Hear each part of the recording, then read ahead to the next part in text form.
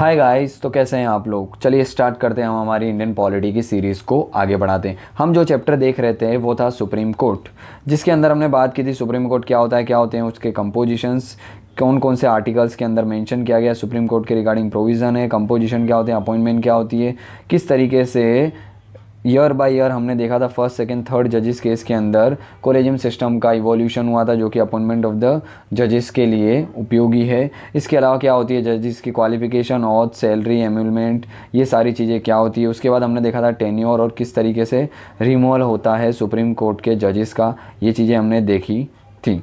और आज से जो हम इस चैप्टर्स को आगे बढ़ाने वाले हैं वो हमारा टॉपिक होने वाला है एक्टिंग जज, एडहॉक जज एंड द रिटायर्ड जज। सबसे पहले हम बात करते हैं acting chief justice of India क्या होते हैं। देखिए सबसे पहले अगर हम active chief justice of India की बात करें तो ये जो चीफ जस्टिस ऑफ इंडिया होते हैं इनको अपॉइंट कौन करते हैं, प्रेसिडेंट ऑफ इंडिया अपॉइंट करते हैं। किसको, सुप्रीम कोर्ट के जज को as a acting chief justice of India. नाम से पता पड़ रहा है acting chief justice of India, वो भी तो भाई ये चीफ जस्टिस ऑफ इंडिया होंगे। एक्टिंग का मतलब टेम्पररी पीरियड के लिए होंगे। कौन अपॉइंट कर रहा है भाई, प्रेसिडेंट ऑफ इंडिया कर रहे हैं। कब अपॉइंट करते हैं, कुछ ऐसी सिचुएशन होगी तभी ना, जब क्या है कि office of the chief justice of India vacant है, खाली पड़ी है, कोई है नहीं उसके ऊपर, तो टेम्पररी पीरियड के लिए इनको अपॉइंट किया जा सकता है। जब chief justice of India temporary absent है तब भी इनको किया जा सकता है। और जब चीफ जस्टिस ऑफ इंडिया जो परमानेंट है वो अनेबल है टू परफॉर्म हीज और हर ड्यूटी, तब भी उनको अपॉइंट किया जा सकता है। क्या कहेंगे उनको, acting chief justice of India. Temporary time period के लिए उनको चीफ जस्टिस बनाया जाता है। कौन बनाता है, प्रेसिडेंट ऑफ इंडिया। ये सारी सिचुएशन में ऑलराइट। इसके बाद हमारा आता है एडहॉक जजेस। एडहॉक जजेस क्या होते हैं, तो देखिए एडहॉक जजेस नाम से पता पड़ रहा है ये जज है ना कि चीफ जस्टिस ऑफ इंडिया, याद रखना। तो क्या होता है जब हमको सुप्रीम कोर्ट के अंदर लेक ऑफ कोरम देखने को मिलता है कि भाई कोई भी परमानेंट जजेस है, कोई भी बेंच है, कॉन्स्टिट्यूशनल बेंच है या डिवीज़न बेंच है। डिवीज़न बेंच की बात करें तो 5 से कम जजेस जो होते हैं उनकी होती है जनरली डिवीज़न बेंच, और मिनिमम 5 जजेस की बेंच होती है कॉन्स्टिट्यूशनल बेंच, जो कि चीफ जस्टिस ऑफ इंडिया ही बनाते हैं under article 145 master of the roster chief justice of India को इसीलिए कहा जाता है। तो देखिए जब सुप्रीम कोर्ट के अंदर क्या लेक ऑफ कोरम देखने को मिलता है परमानेंट जजेस का, तो ऑब्वियस सी बात है कि भाई सुप्रीम कोर्ट अपनी प्रोसीडिंग तो अपने सेशन जो है उसको तो कंटिन्यू करेगा। अगर लेक ऑफ कोरम है यानी कि मिनिमम नंबर ऑफ जजेस नहीं है तो उस समय चीफ जस्टिस ऑफ इंडिया क्या कर सकते हैं भाई, अलग अलग हाई कोर्ट जो हैं वहाँ से कुछ जजों को सुप्रीम कोर्ट के अंदर टेम्पररी पीरियड के लिए अपॉइंट कर सकते हैं। कौन करेगा कि भाई चीफ जस्टिस ऑफ इंडिया करेंगे। किसको करेंगे, तो भाई हाई कोर्ट के वेरियस जजेस को। क्यों करेंगे, तो मिनिमम नंबर ऑफ जजेस जो हैं उनको फुलफिल करने के लिए टेम्पररी पीरियड के लिए किया जाता है। उन्हीं जजों को बोला जाता है एडहॉक जजेस। एंड याद रखना ये जो चीफ जस्टिस ऑफ इंडिया के पास पावर है क्या एडहॉक जजेस अपॉइंट करने की, वो पावर आर्बिट्री नहीं है। उन्हें हमेशा क्या होना पड़ेगा, सबसे पहले कुछ लोगों से कंसल्ट करना पड़ेगा।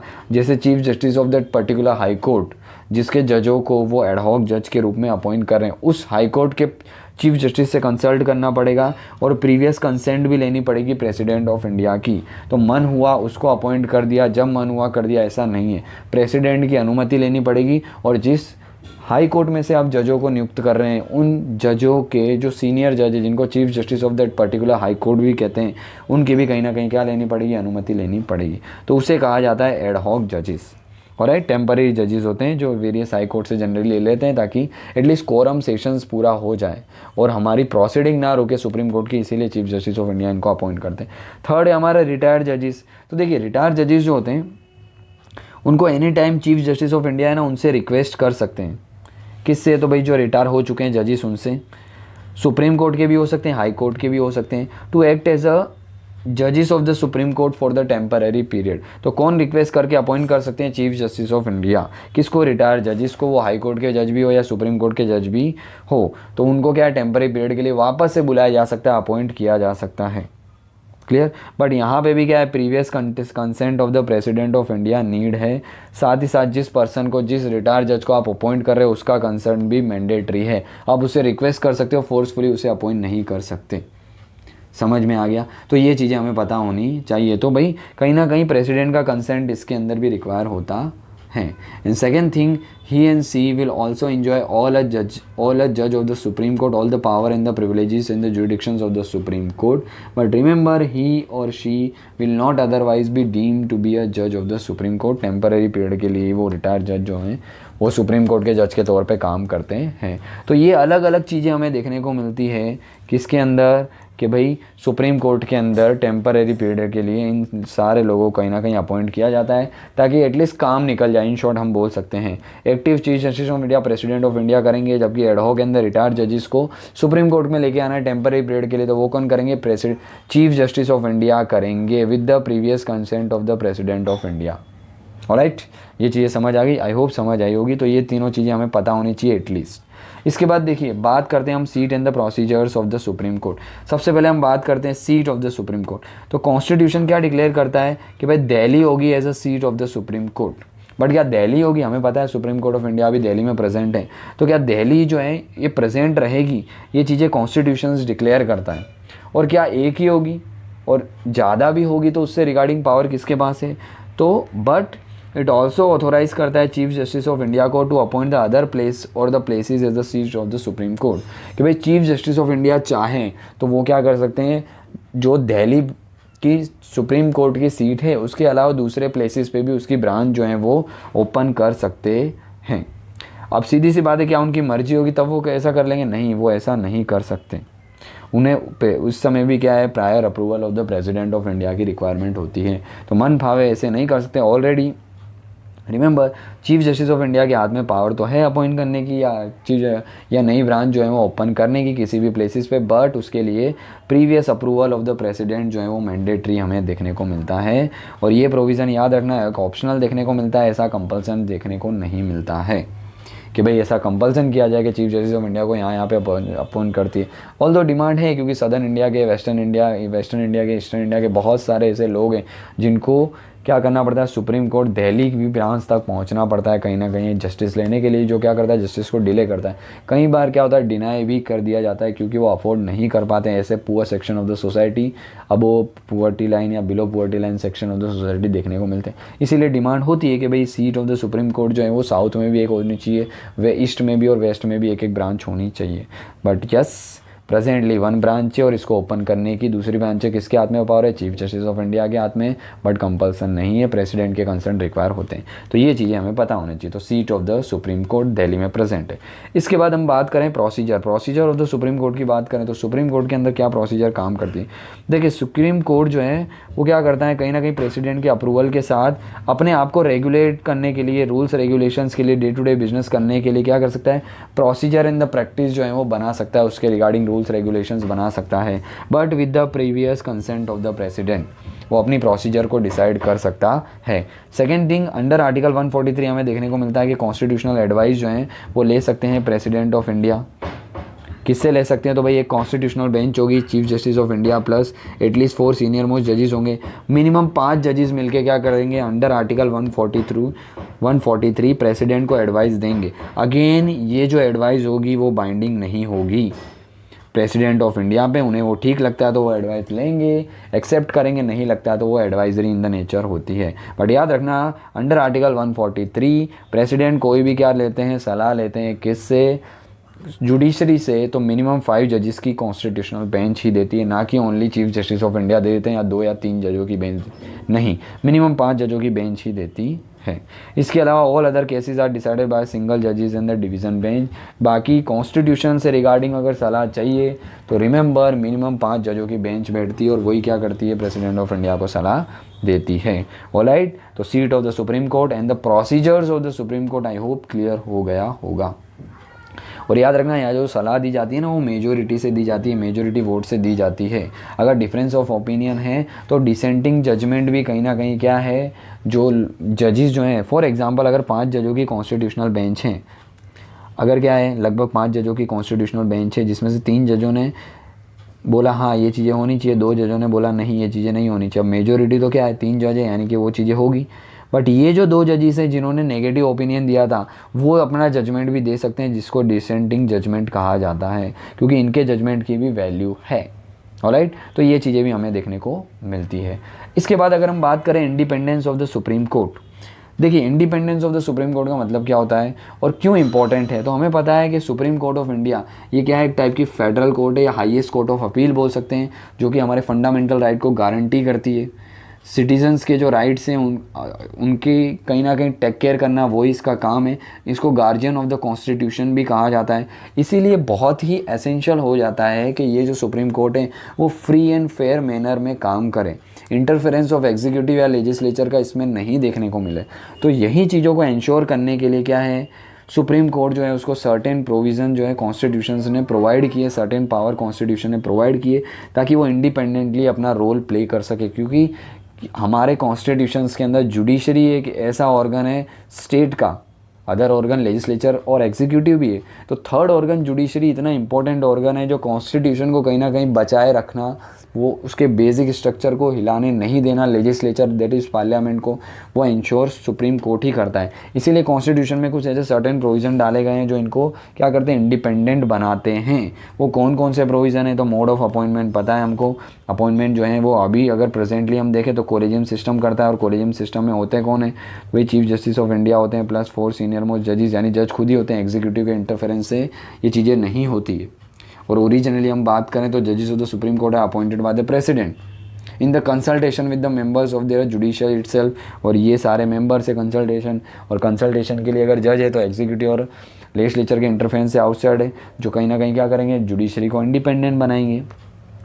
भाई सिक्योरिटी ऑफ द टेन्योर, जज of the supreme court are provided with the security of the tenure, all right. इसके अलावा अगर उनको रिमूव करना है तो हमें पता है in the same manner of the president of India, यानी कि इनडायरेक्टली इम्पीचमेंट बोल सकते हैं, जो कि क्या है, स्पेशल मेजोरिटी के थ्रू उनको रिमूव किया जाता है। और ग्राउंड मेंशंस क्या किए कॉन्स्टिट्यूशंस के अंदर, 2 ग्राउंड जनरली मेंशन किए जाते हैं कि भाई मिसबिहेवियर, इनकैपेसिटी, तो वो ग्राउंड के बेस पे क्या है, इनको रिमूव किया जा सकता है। और स्पेशल मेजोरिटी के थ्रू वही पार्लियामेंट कर सकती है, एग्जीक्यूटिव नहीं कर सकते।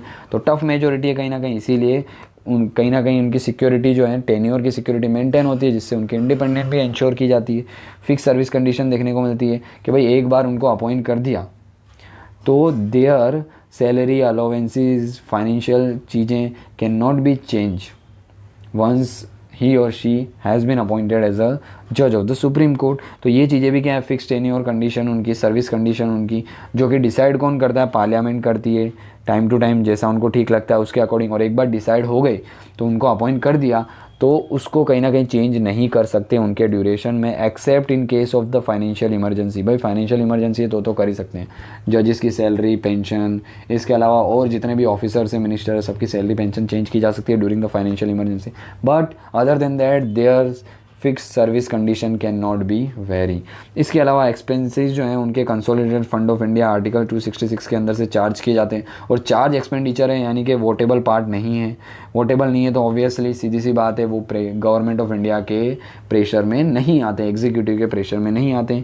इसके अलावा कंडक्ट ऑफ द जज कैन नॉट बी डिस्कस। भाई लोकसभा हो या राज्यसभा हो या स्टेट लेजिस्लेचर हो, जो भी चीज़ें जुडिशरी के अंदर हो रही है इन देयर ऑफिशियल कैपेसिटी, वो चीज़ें क्या है, कहीं ना कहीं इन किसी भी लेजिस्लेचर के अंदर डिस्कस नहीं की जा सकती है, except when the impeachment motion is under consideration of the parliament. भाई इम्पीचमेंट मोशन हटाने के लिए उनको कंटिन्यू है तो उस समय तो ऑब्वियसली डिस्कस की जाएगी पार्लियामेंट में। बाकी कोई भी चीज़ें जो हैं वो सुप्रीम कोर्ट की या कोर्ट की डिस्कस नहीं की जा सकती लेजिस्लेचर्स के अंदर, हाउसेस के अंदर।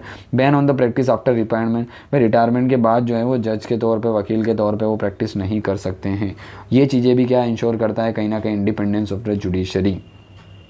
कि द सुप्रीम कोर्ट कहीं ना कहीं द रिटायर्ड जजेस of the supreme court are prohibited from pleading or acting in any court or before any authorities within the territory of India which ensure that they do not favour unnecessarily to get the future remunerative post. तो ये चीज़ें भी हमें देखने को मिलती है। इसके अलावा power to punish its contempt, भाई कोई भी अगर सुप्रीम कोर्ट की बातें नहीं मानता है तो उसको सिविल और क्रिमिनल दोनों कंटेम्प्ट जो हैं वो झेलने पड़ सकते हैं, और उनको सुप्रीम कोर्ट जो है वो पनिश कर सकता है कहीं ना कहीं। ये चीज़ें करने से क्या होता है, इंश्योर होती है सुप्रीम कोर्ट की authority, dignity and the honour. तो ये चीज़ें भी उनको कहीं ना कहीं क्या कराती है, इंडिपेंडेंट बनाती है सुप्रीम कोर्ट को। Freedom to appoint it establish chief justice of India जो है वो अपॉइंट कर सकते हैं ऑफिसर्स को, सर्वेंट्स को, किसके अंदर, सुप्रीम कोर्ट के अंदर, without any interference from the executive, जो कहीं ना कहीं उनकी ऑफिशियल कैपेसिटी के अंदर काम करने के लिए अपॉइंट कर सकते हैं स्टाफ्स को। तो वो भी क्या है, कहीं ना कहीं इंश्योर कर रहा है इंडिपेंडेंस। क्योंकि लेट से एग्जीक्यूटिव अगर अपॉइंट करते तो हो सकता था उनके फेवर में जो बंदा काम करता हो ऐसे ऑफिसर्स को अपॉइंट कर दें, फिर वो अननेसेसरी फेवर करने की कोशिश करें। तो ये चीज़ें ना हो, इसीलिए क्या है, Chief justice of India appoint कर सकते हैं, उनके पास पावर है। And its jurisdictions can not be curtail. Parliament जो है is not authorize to curtail the jurisdictions in the power of the supreme Court. Remember, power of the supreme court को Parliament कम नहीं कर सकती है। The Constitution has guaranteed to the Supreme Court jurisdictions of the various kind. However, the Parliament can extend the same. भाई parliament जो है वो सुप्रीम कोर्ट के जुरिडिक्शंस को बढ़ा सकता है बट घटा नहीं सकता है। रिमेंबर दिस थिंग्स, जिससे क्या होती है, कहीं ना कहीं independence of the supreme court ensure होती है। तो ये सारे कुछ प्रोविज़न हमें देखने को मिलते हैं कॉन्स्टिट्यूशन ऑफ इंडिया के अंदर, जो क्या करते हैं या फिर कॉन्स्टिट्यूशन प्रोवाइड करता है, जो कहीं ना कहीं सुप्रीम कोर्ट की इंडिपेंडेंसी, इम्पार्शियलिटी को कंटिन्यू करने के लिए बहुत ही इंपॉर्टेंट्स हैं। तो आपसे पूछा जाए इंडिपेंडेंस ऑफ सुप्रीम कोर्ट कैसे इंश्योर की जाती है, तो ये सारी चीज़ें आप मेंशन कर सकते हैं। ऑलराइट, देखिए जब हम बात करते हैं jurisdictions and the power of the supreme court की, तो जुरिडिक्शंस का मतलब क्या होता है? जुरिडिक्शंस का मतलब होता है कार्य क्षेत्र। भाई सुप्रीम कोर्ट ने कोई डिसीजन दिया तो वो कितने एरिया तक उसका फॉलोअप होगा, तो हम जानते हैं एंटायर इंडिया पे देखने को मिलता है, उसका एंटायर इंडिया पे jurisdiction of the supreme Court देखने को मिलता है। सुप्रीम कोर्ट ने कोई जजमेंट दिया तो वो नीचे के जितने भी हाई कोर्ट से 25 नंबर्स नीचे सबऑर्डिनेट कोर्ट से सभी के ऊपर बाइंडिंग होता है और एग्जीक्यूटिव लेजिस्लेचर के ऊपर भी बाइंडिंग होता है। बट हाँ यस, लेजिस्लेचर जो है वो पार्लियामेंट में एक्ट ला के वो जो जजमेंट है उसको ओवरटर्न कर सकते हैं। बट अगेन वो भी चीज़ें जाएगी सुप्रीम कोर्ट के पास, वो चेक करेगा ये कॉन्स्टिट्यूशंस के अकॉर्डिंग है या नहीं। अगेन अनकॉन्स्टिट्यूशन हुआ, कॉन्स्टिट्यूशंस के प्रिंसिपल को फॉलोअप नहीं कर रहा है, बेसिक फीचर्स को, तो वो भी नल एंड वॉइड हो जाएगा। तो ये जो वास्ट जुरिडिक्शंस देखने को मिलता है, vast power in the jurisdictions of the supreme Court, वो कहीं ना कहीं किस लिए, ताकि क्योंकि कॉन्स्टिट्यूशंस के अंदर हमें पता है गार्जियंस ऑफ द कॉन्स्टिट्यूशन है supreme court, guarantor of the fundamental right है ऑफ द सिटीजन के सुप्रीम कोर्ट, इसीलिए इतनी सारी चीज़ें कहीं ना कहीं उसको रिक्वायर होती हैं। हमारी जो कोर्ट है it is not only a federal court like the American supreme court but also a final court of appeal like the British house.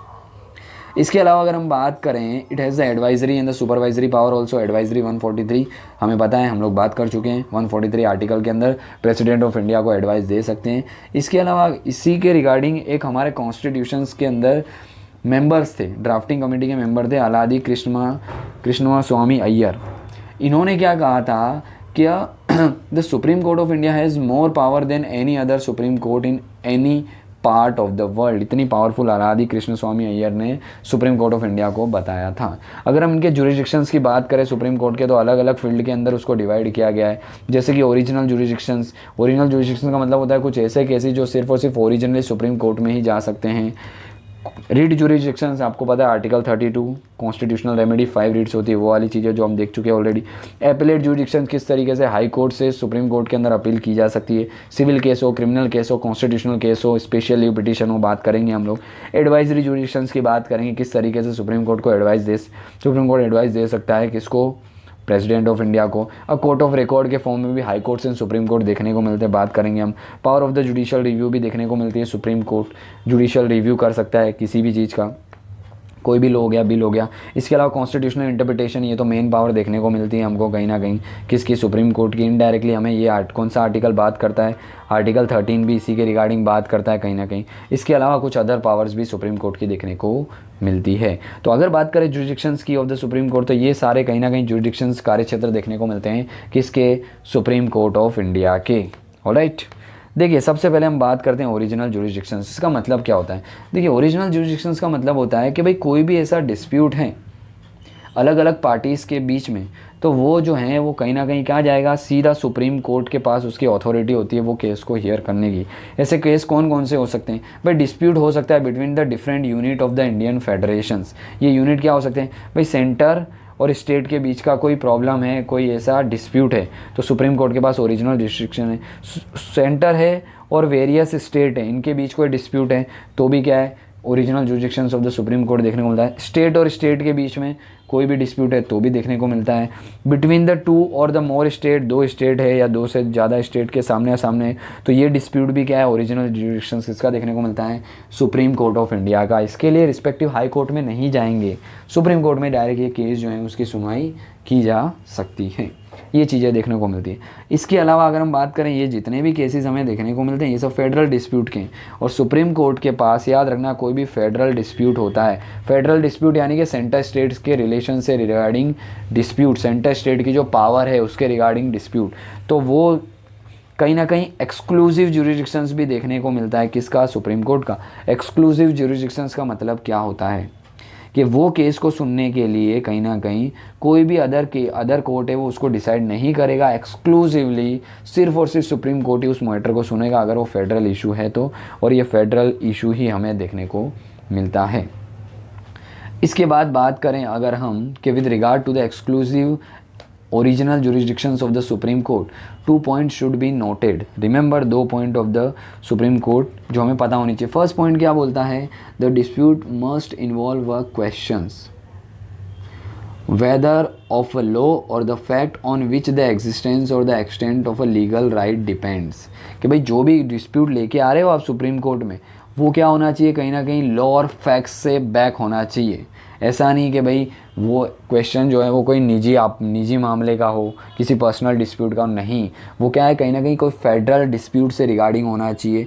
वो जो है वो क्वेश्चन लॉ का इन्वॉल्वमेंट होना चाहिए, उसमें कोई ऐसे लीगल डिस्प्यूट्स का इन्वॉल्वमेंट होना चाहिए।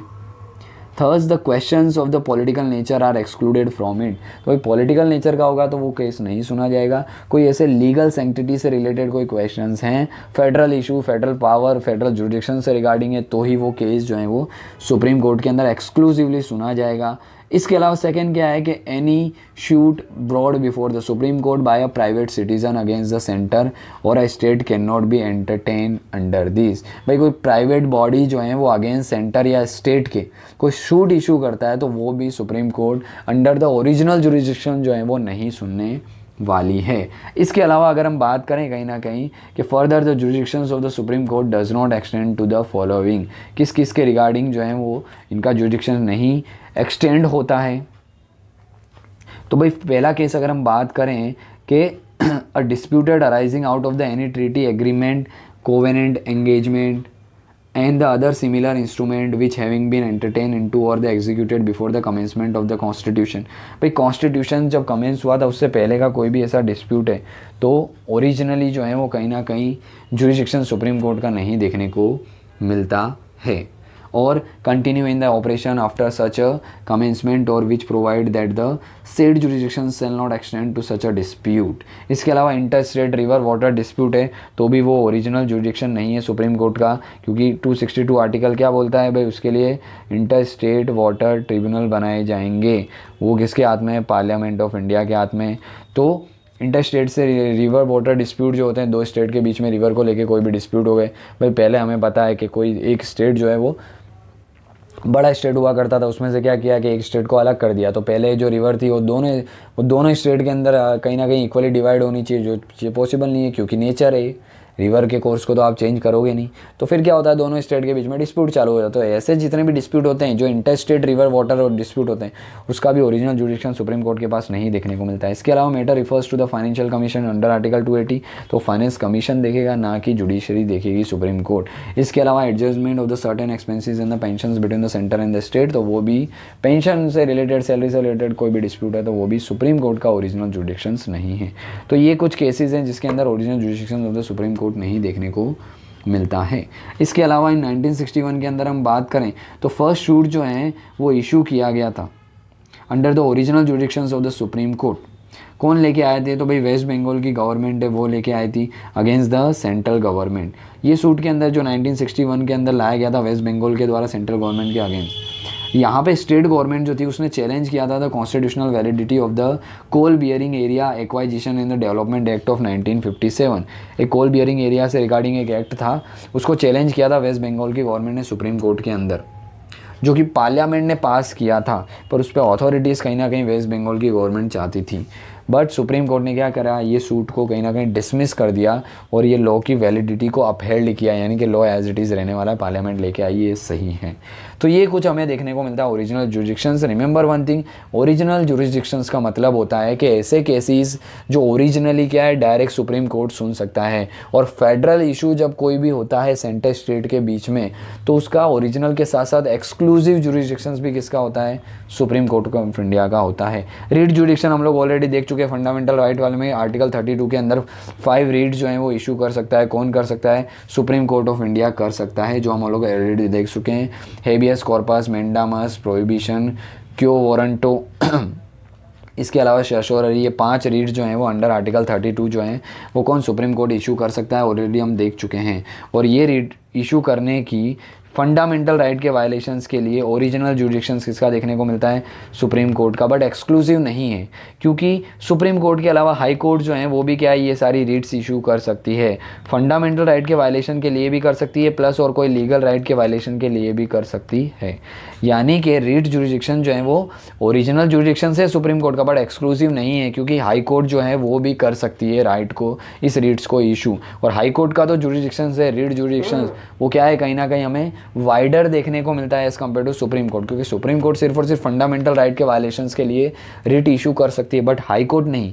हाई कोर्ट फंडामेंटल राइट के वायलेशन के लिए तो कर ही सकती है, साथ में कोई लीगल राइट और दूसरे डिस्प्यूट से रिगार्डिंग भी रिट इशू कर सकती है। यानी writ जुडिक्शन of the high court is wider than the supreme court of India. High court जो है वो उसको एंटरटेन करने से मना भी कर सकती है कहीं ना कहीं, बट सुप्रीम कोर्ट नहीं मना कर सकती। और सुप्रीम कोर्ट याद रखना रिट तभी इशू कर सकती है जब फंडामेंटल राइट का वायलेशंस होता है, उसी के लिए जनरली सुप्रीम कोर्ट इशू करती है। हाई कोर्ट किसी भी केस के लिए कर सकती है, ये चीज़ें हमें पता होनी चाहिए। क्लियर है, जो हम ऑलरेडी डिस्कस कर चुके हैं। ये पांचों रिट्स क्या है, इसका मतलब क्या होता है, तो हम ऑलरेडी लेक्चर डिस्कस कर चुके हैं। फंडामेंटल राइट का आर्टिकल 32 आपको कंप्लीट इंडियन पॉलिटी की सीरीज़ मिल जाएगी, उसके अंदर आप जाके रिफ़र कर सकते हैं। बार बार ये चीज़ डिस्कस करना टाइम का वेस्टेज ही होगा। इसके अलावा अगर हम बात करें एपिलेट जुरिडिक्शंस, तो एपिलेट जुरिडिक्शंस क्या होते हैं, तो एपिलेट का देखिए नाम से पता पड़ रहा है, एपिलेट का मतलब अपील। अगर हम लोअर कोर्ट में केस हार जाते हैं, whether it is civil, criminal or constitutional case, तो क्या है अपील की जा सकती है हायर कोर्ट के अंदर। तो वही जुरिडिक्शंस, उसी कार्यक्षेत्र को बोला था appellate jurisdictions of the supreme Court. Appellate jurisdictions of the supreme Court समझ में आ गया। हमें पता है कहीं ना कहीं कि the supreme court is a primarily a court of appeal and hears the appeal against the judgment of the high court.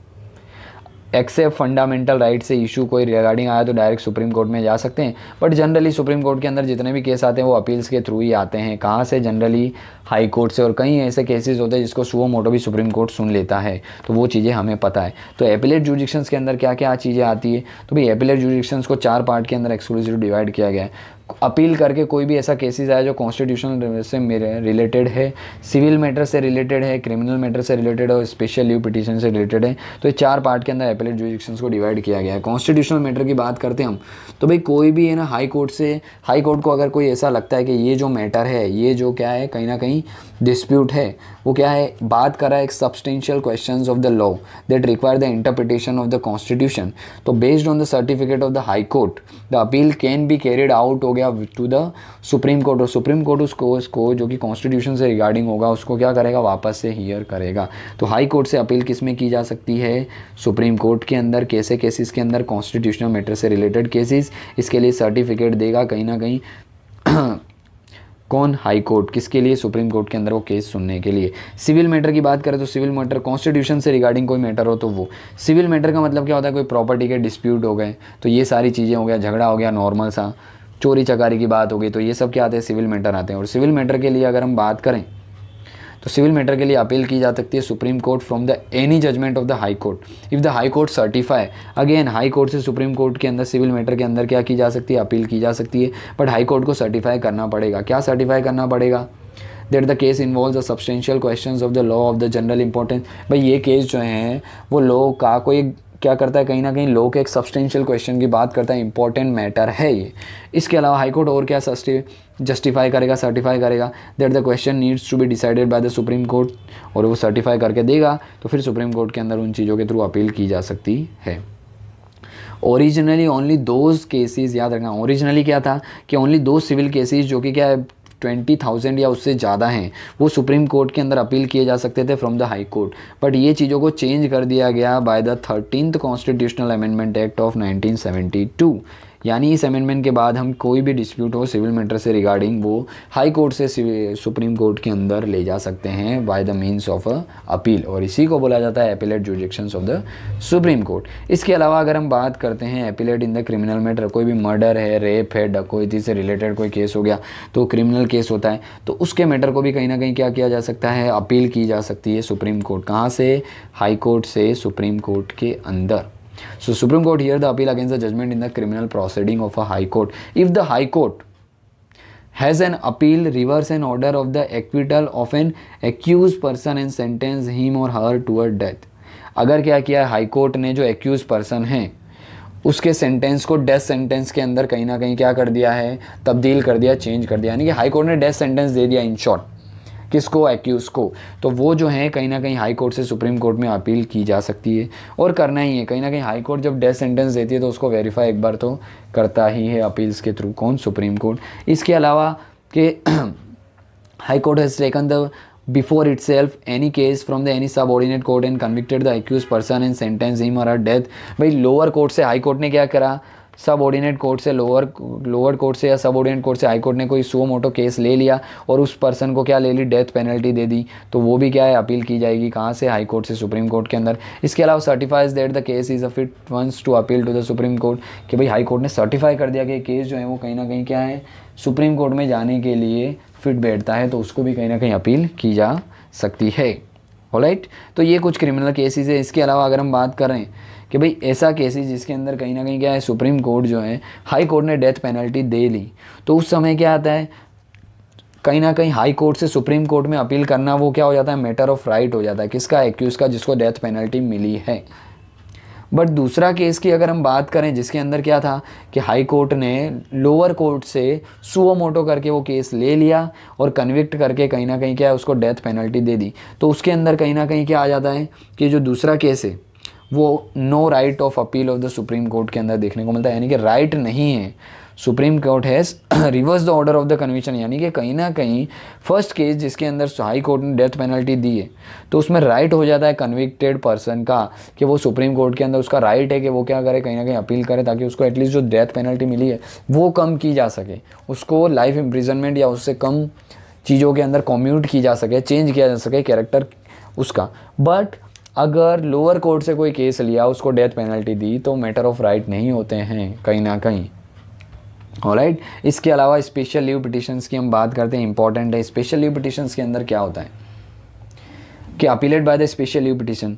Special leave petitions के अंदर क्या होता है कि the supreme Court is authorized to grant in it discretion special leave to the appeal from any judgment in any matter pass by the any court और the tribunals in any court except military tribunals हो गए या फिर court martial के जो cases हो गए, इनको छोड़ के सुप्रीम कोर्ट क्या कर सकता है, किसी भी कोर्ट में से, किसी भी ट्राइब्यूनल्स में से अगर अपील की जाती है स्पेशल लीव पिटिशंस के थ्रू, क्या कर सकता है, उस केस को सुन सकता है। वो डिस्क्रिशन पावर देखने को मिलता है स्पेशल लीव पिटिशन का, किसके हाथ में, सुप्रीम कोर्ट ऑफ इंडिया के हाथ में देखने को मिलता है। क्या क्या पावर होती है स्पेशल लीव पिटिशन के तहत सुप्रीम कोर्ट के पास, तो it is a discretionary power and hence can not be claim as a matter of rights. कोई अपना राइट बोल के उसको एंटरटेन नहीं कर सकता, ये कहीं ना कहीं क्या डिस्क्रिशन पावर है किसका, सुप्रीम कोर्ट का, क्या, स्पेशल लीव पिटिशन।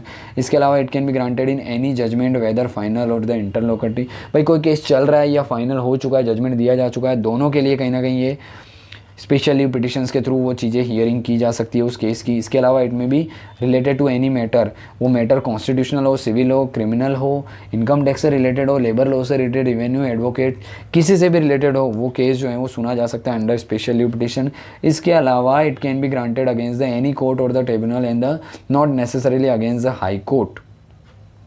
तो किसी भी कोर्ट के खिलाफ वो किया जा सकता है except military and the court martial के खिलाफ ही नहीं किया जा सकता, बाकी सारी सिविलियन कोर्ट्स के खिलाफ हो या ट्राइब्यूनल हो उनके खिलाफ ये स्पेशल लीव पिटिशन जो है वो सुप्रीम कोर्ट एंटरटेन कर सकता है। इसका मतलब the scope of this provision of the special leave petition is very wide and it is vested with the supreme court with the plenary jurisdictions to hear the appeal. Appeal जो है वो here कर सकता है इसके अंदर, और exclusive right देखने को मिलता है सुप्रीम कोर्ट का। On the exercise of this power the supreme court itself held its being an exceptional and the overriding power इसमें देखने को मिलती है, और it has to be exercise smartly and with a cautious and only in the special extraordinary situation. भाई ये बहुत ही extra ordinary power है जो सुप्रीम कोर्ट के पास है, तो इसको टेक केयर के साथ, कहीं ना कहीं कॉशंस के साथ सुप्रीम कोर्ट जो है उसका यूज़ करता है, और करना भी चाहिए क्योंकि बहुत ही एक्सेप्शनल पावर देखने को मिलती है स्पेशल लीव पिटीशन की। याद रखना मोस्ट इंपॉर्टेंट है ये, किसी भी केस में किसी भी कोर्ट ट्राइब्यूनल्स की जो केसेस हैं उसको सुन सकता है सुप्रीम कोर्ट, ये होती है special leave petitions. Alright, except military court and the court martial, वो तो मिलिट्री की कोर्ट है अपनी, उसको नहीं सुन सकता। इसके अलावा एडवाइजरी जुडिक्शंस की बात करें तो ये हम लोग ऑलरेडी देख चुके हैं। एडवाइजरी जुडिक्शंस के अंदर क्या होता है, under article 143 president of India क्या कर सकते हैं, जुडिशरी से एडवाइस ले सकते हैं, और ये जुडिशरी के अंदर भी सिर्फ चीफ जस्टिस ऑफ इंडिया नहीं आएंगे, एटलीस्ट 5 जजेस की बेंचेस आएगी, और ये क्या देगी, एडवाइस देगी किसको, प्रेसिडेंट ऑफ इंडिया को अंडर आर्टिकल 143। और ये जो एडवाइस होती है वो क्या होती है, एडवाइजरी इन नेचर होती है, it is not binding on the president of India. Clear. और ये एडवाइस जो है कहीं ना कहीं क्या होती है, 2 मैटर्स के अंदर दी जाती है। फर्स्ट मैटर क्या होता है, on any questions of the law और द फैक्ट और the public importance which has arisen और which is likely to arise, तो इस मैटर्स के अंदर भी सलाह दी जा सकती है, एडवाइस दी जा सकती है। दूसरा, on any dispute arising out of the any pre constitutional treaty agreement covenant engagement और other similar instrument which is excluded from the original jurisdictions of the supreme Court, उस पर भी क्या है, कहीं ना कहीं एडवाइस जो है वो दे सकता है। कोई ऐसा प्री कॉन्स्टिट्यूशनल मैटर है उस पर भी एडवाइस दिया जा सकता है। फर्स्ट केस में सुप्रीम कोर्ट जो है वो रिफ्यूज़ भी कर सकता है। कोई पब्लिक इंपॉर्टेंस का लॉ है या उससे रिगार्डिंग है तो सुप्रीम कोर्ट मना भी कर सकता है कि भाई हमारे पास इसके रिगार्डिंग कोई सलाह नहीं है। बट सेकेंड केस है जिसमें क्या है, कोई भी ऐसा डिस्प्यूट है जो प्री कॉन्स्टिट्यूशनल ट्रीटी या एग्रीमेंट से रिलेटेड है, उसमें याद रखना जुडिशरी को प्रेसिडेंट को सलाह देनी ही देनी पड़ेगी, वो मैंडेटरी देखने को मिलता है। Clear.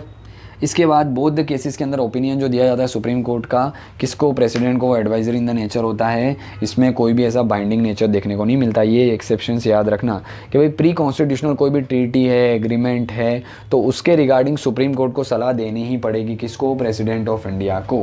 Remember this things very important. इसके अलावा सो फार अगर हम बात करें तो प्रेसिडेंट जो हैं उनको कहीं ना कहीं 15 ऐसे रेफरेंसेस दिए गए हैं। किसने, तो भाई जुडिशरी ने ऐसे 15 अलग रेफरेंस दिए गए हैं जो आपको मेंशन किया गया 1 to 15 के अंदर। जैसे कि फर्स्ट बात करें, दिल्ली लॉ एक्ट ऑफ 1951 के अंदर ही ये एडवाइस टेंडर की थी सुप्रीम कोर्ट ने, किसको, प्रेसिडेंट ऑफ इंडिया। इसको अलावा केरला एजुकेशन बिल है 1958 का, इसके अलावा बेरूबारी यूनियन केस है 1960 का। इसके अलावा लेटेस्ट अगर हम बात करें तो 2012 के अंदर दी थी जो कि 2G स्पेक्ट्रम केस वर्डिक्ट थी and the mandatory auctioning of the natural resources across all the sector, ये केस था 2012 का। उसके अंदर भी क्या की थी, एडवाइस दी थी। तो पूछे आपसे कि भाई कितनी बार ये एडवाइजरी जुडिक्शंस का यूज़ कर चुका है सुप्रीम कोर्ट, तो रिमेंबर 15 टाइम यूज़ कर चुका है, इंपॉर्टेंट हो सकता है। इसके अलावा बात करें कोर्ट ऑफ रिकॉर्ड, तो कोर्ट ऑफ रिकॉर्ड क्या होता है, तो देखिए कोर्ट ऑफ रिकॉर्ड का मतलब होता है कि कोई भी सुप्रीम कोर्ट है उनके कोई भी जजमेंट आए, प्रोसीडिंग्स आए, कोई भी एक्ट है उसका, तो उसको क्या किया जाए, रिकॉर्ड किया जाए, उसकी वीडियोग्राफी की जाए। क्यों, क्योंकि उसका फ्यूचर में यूज़ किया जा सके एज अ परपेचुअल मेमोरी और द टेस्टिमोनी एविडेंस के रूप में, या अंडरस्टैंडिंग के रूप में, या फिर कोई लर्निंग के रूप में उसका यूज़ किया जा सके। इसीलिए क्या किया जाता है, कोर्ट जो है उनके जजमेंट को, प्रोसीडिंग्स को, एक्ट को रिकॉर्ड किया जाता है। और ये कोर्ट ऑफ रिकॉर्ड की पावर हमें देखने को मिलती है supreme court as well as high court, दोनों के पास कहीं ना कहीं क्या देखने को मिलती है, कोर्ट ऑफ रिकॉर्ड की पावर हमें देखने को मिलती है। और ये कोर्ट ऑफ रिकॉर्ड को एविडेंस के रूप में अगर प्रेजेंट किया जाता है लर्निंग के लिए, तो इस पर कोई भी क्वेश्चन नहीं उठा सकता, ये फाइनल देखने को मिलती है, लीगल रेफरेंस के तौर पर इसका यूज़ किया जा सकता है। और कहीं ना कहीं सुप्रीम कोर्ट जो है it has the power to punish for contempt of itself. In 1991 the supreme court has rule that it has the power to punish for the contempt not only for itself but also for the high court, subordinate court and the tribunals. तो 1991 से supreme court ने judgement दिया था कि भाई कोई भी contempt करता है, सुप्रीम कंटेम्प्ट करना यानी कि सुनना नहीं, उनके जजमेंट को मानना नहीं, उनकी बातें सुनना नहीं, मानना नहीं, ये सारी चीज़ें को बोला जाता है कंटेम्प्ट। तो 1991 में सुप्रीम कोर्ट ने बोला कि भाई कंटेम्प्ट कोई भी करता है, वो लोअर कोर्ट का हो, ट्राइब्यूनल्स का हो, हाई कोर्ट्स का हो, या सुप्रीम कोर्ट का खुद का ही क्यों ना हो, तो सुप्रीम कोर्ट उसमें क्या करेगा, सज़ा देने के लिए बाध्य है। इसी के रिगार्डिंग हमें एक एक्ट देखने को मिलता है जो कि है contempt of court act of 1971। कैसे आया गया, कुछ हिस्ट्री की बात करें तो 1961 के अंदर एक कमेटी बनाई गई थी, स्पेशल कमेटी, जिसके चेयरमैन बनाए गए थे HN सान्याल को। उन्होंने क्या किया, रिसर्च किया, जो कि farmer additional solicitor general of India भी देखने को मिलते थे। उन्होंने क्या कि 1963 के अंदर अपनी रिपोर्ट सबमिट की, 61 में बनाई, 63 में सबमिट की, और based on the recommendation made by this committee contempt of court act of 1971 लाया गया। इस एक्ट के अंदर क्या बताया गया कि कंटेम्प्ट ऑफ कोर्ट में भी सिविल कंटेम्प्ट भी हो सकता है और क्रिमिनल कंटेम्प्ट भी हो सकता है। दो टाइप के कंटेम्प्ट हो सकते हैं इस एक्ट के तहत।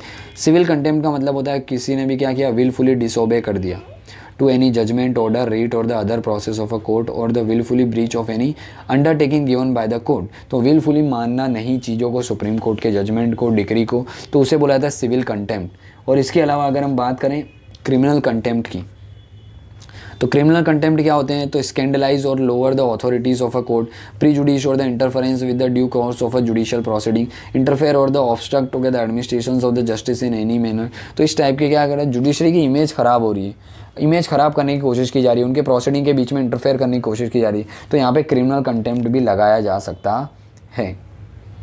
क्लियर।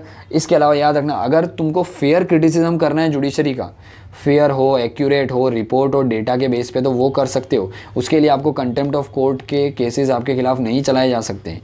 बट अगर वो फेयर नहीं है, इलॉजिकल है, तो फिर कंटेम्प्ट ऑफ कोर्ट के केसेस आप पे चलाए जा सकते हैं, both civil and the criminal. और याद रखना, इसके अंदर अगर हम बात करें तो अप टू 6 मंथ और 2000 और उससे ज़्यादा का फाइन, या दोनों चीज़ें कोर्ट ऑफ कंटेम्प्ट के तौर पे आपके खिलाफ की जा सकती है। तो remember this thing, contempt of court act of 1971। इसके अलावा the act also provide that the no court shall initiate any proceeding of a contempt after the expiration of the 1 year. भाई कोई भी कंटेम्प्ट किया, 1 ईयर हो गया, उसके बाद वो केस लॉन्च नहीं होगा, केस जो है वो रजिस्टर नहीं होगा कंटेम्प्ट का। तो कोई ऐसा कंटेम्प्ट करता है तो 1 साल के अंदर अंदर क्या करो, उसको पनिश करो। 1 साल के बाद वो चीज़ें नहीं एंटरटेन की जाएगी। इसके अलावा this act is not applicable to the contempt of the nyaya panchayat and the other village court which have been established for the administration of the जज। भाई विलेज कोर्ट है, न्याय पंचायत है, तो उनके लिए एप्लीकेबल नहीं है। लोअर कोर्ट यानी कि सब ऑर्डिनेट कोर्ट है, ट्राइब्यूनल्स है, हाई कोर्ट है, सुप्रीम कोर्ट, उसके लिए कंटेम्प्ट ऑफ कोर्ट एप्लीकेबल देखने को मिलता है। और राइट, इसके अलावा बात करें हम power of the judicial review, तो हमें पता ही है जुडिशियल रिव्यू कर सकती है कौन, सुप्रीम कोर्ट ऑफ इंडिया। ये हम लोग डिटेल में ऑलरेडी डिस्कस कर चुके हैं। रिव्यू जुडिक्शंस की बात करें हम कॉन्स्टिट्यूशनल इंटरप्रिटेशंस, तो वो भी पावर कहीं ना कहीं किसके पास देखने को मिलती है, सुप्रीम कोर्ट ऑफ इंडिया के पास देखने को मिलती है। कि सुप्रीम कोर्ट ऑफ इंडिया क्या कर सकता है, रिव्यू कर सकता है कॉन्स्टिट्यूशंस को, इसके अलावा कॉन्स्टिट्यूशनल इंटरप्रिटेशन भी कर सकता है, क्योंकि अल्टीमेट इंटरप्रिटेटर कौन है कॉन्स्टिट्यूशन का, सुप्रीम कोर्ट ऑफ इंडिया ही देखने को मिलती हैं। और यही इंटरप्रिटेशन करके अलग अलग टाइप की डॉक्ट्राइन किसने दी है, सुप्रीम कोर्ट ऑफ इंडिया ने दी है। जैसे कि doctrine of severability, doctrine of waiver, eclipse, territorial nexus, pith and substances, colourable legislation, doctrine of implied power, incidental in the ancillary power, doctrine of the president, occupied field, prospective over ruling, harmonious construction, liberal interpretation. ये सारी जो क्या है कहीं ना कहीं हमको doctrine देखने को मिलती है, ये कॉन्स्टिट्यूशनल इंटरप्रिटेशंस के थ्रू ही सुप्रीम कोर्ट ने दी है। तो ये चीज़ें हमें पता होना चाहिए। ये सारी जितनी भी क्या है डॉक्ट्राइन्स है, इनका अलग अलग मीनिंग्स हैं, जो कि आपको आपके बुक में तो नहीं दिया गया है। अगर आपको इसके रिगार्डिंग कुछ चीज़ें जाननी है तो आप कमेंट बॉक्स में कमेंट कर सकते हैं, हम इसके लिए स्पेसिफिक वीडियो बना सकते हैं। इसके अलावा बात करें other powers of the supreme court, तो क्या कभी कोई भी डिस्प्यूट हो इलेक्शन से रिगार्डिंग, प्रेसिडेंट वाइस प्रेसिडेंट के इलेक्शन से रिगार्डिंग, तो ओरिजिनल और एक्सक्लूसिव जुडिक्शन देखने को मिलता है सुप्रीम कोर्ट का। इसके अलावा conduct and the business of the chairman है, मेंबर है यूपीएससी के, state public service commission, joint public service commission, उनको गिल्टी या मिसबिहेव या फिर इनकैपेसिटी के बेस पे क्या करना, कहीं ना कहीं कन्विक्ट करार देना, तो वो भी किसके पास, सुप्रीम कोर्ट के पास ही देखने को मिलता है। इसके अलावा authorize to withdraw from the cases pending before the high court, वो भी कर सकता है। हाई कोर्ट से कोई केसेस ले लिया खुद के पास, तो ये चीज़ें भी कहीं ना कहीं अदर पावर्स में आती है सुप्रीम कोर्ट के। इसके अलावा इसके लॉ जो हैं वो क्या होते हैं, सारे जितने भी सब ऑर्डिनेट कोर्ट है सबके ऊपर क्या होते हैं, बाइंडिंग होते हैं, और एंटायर कंट्री पे भी बाइंडिंग होते हैं। और जुडिशियल सुपरिटेंडेंस, इसके पावर हमें देखने को मिलती है सुप्रीम कोर्ट के पास जुडिशरी सुपरिटेंडेंस की and the control over all other court and the tribunal, उनकी फंक्शंस के अंदर इसका कंट्रोल देखने को मिलता है। और साथ ही साथ supreme court jurisdictions and the powers with respect to the matters and the union list can be enlarge by the parliament. By union list में जो पावर है सुप्रीम कोर्ट की, उसको पार्लियामेंट एनलार्ज तो कर सकती है, पर पावर को कर्टेल नहीं कर सकती। Remember this things. ऑलराइट, तो ये चीज़ें हमें देखने को मिलती है other power of the supreme court. और लास्ट टॉपिक है आपका Indian and the American supreme court comparison. तो ये आपको टेबल नंबर 26.1 जस्ट आपके राइट साइड वाले पेज पे ही दिया गया है, जो क्या करना है आपको एक बार पढ़ लेना है। ऑलरेडी हम लोग डिस्कस तो कर चुके हैं कि भाई दोनों कोर्ट के अंदर क्या क्या डिफरेंस हैं। अगर ब्रीफ में मैं आपको बताना चाहूँ तो इंडियन कोर्ट या अमेरिकन सुप्रीम कोर्ट, तो क्या क्या है कि भाई इंडियन कोर्ट है, यहाँ पे ओरिजिनल जुडिक्शंस कन्फाइन होता है फेडरल केसेस को रिगार्डिंग। यहाँ पे क्या है, फेडरल केसेस और दूसरे नेवल फोर्सेस मेरीटाइम एक्टिविटी के केसेस भी सुने जा सकते हैं अमेरिकन सुप्रीम कोर्ट के द्वारा। यहाँ पे अपीलेट जुरिडिक्शन जो है वो constitutional civil and criminal cases में देखने को मिलता है। यहाँ पे अपीलेट जुरिडिक्शन जो है वो कॉन्स्टिट्यूशनल केस के अंदर ही देखने को मिलता है ओनली।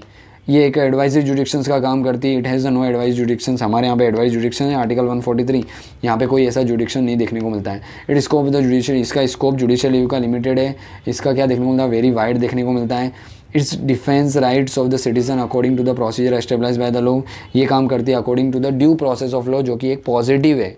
हमारा थोड़ा नेगेटिव देखने को मिलता है procedure establish by the law, पर ये ड्यू प्रोसेस लॉ जो है, यहाँ पे प्रोसीजर फॉलो हुई है कि नहीं ये चीज़ें चेक होती है।